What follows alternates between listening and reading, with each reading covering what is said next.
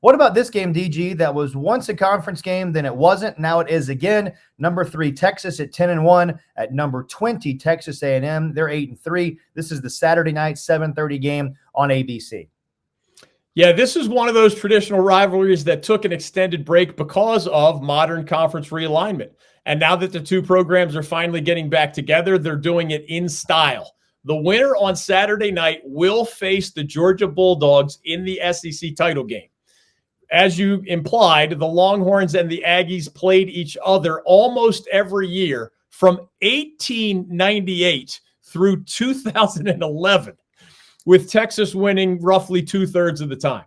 Then 13 years ago, after the schools had been members of the same conferences for more than a century, A&M left the Big 12 for the SEC, and then the two programs did not play each other at all in the time since then, until now.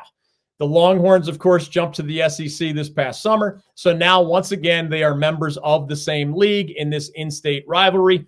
Immediately before the 13-year hiatus of this rivalry, Texas had won 12 of the last 17 head-to-head matchups against A&M, including, and this surprised me, 5 of the last 6 games that were played at the Aggies Kyle Field, which, remember, has a capacity of more than 100,000.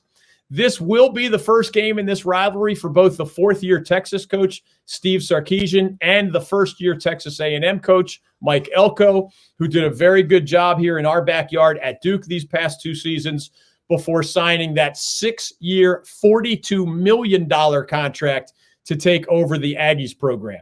Sarkisian has the Longhorns playing their best football since the peak of that Mac Brown guys era in Austin, when the Longhorns, and shout out to Mac for this one, they went 101 wins and 16 losses over a 9-year stretch from 2001 to 2009. 101 and 16. That included the 2005 national championship for Texas with Vince Young as their quarterback. It also included 7 top 10 finishes in the national polls in that same 9-year period. Just incredible. Sarkisian led the Longhorns, remember, to a 12-2 record and the college football playoff last season. And he has them in great position to get into the 12-team version of the playoff this year.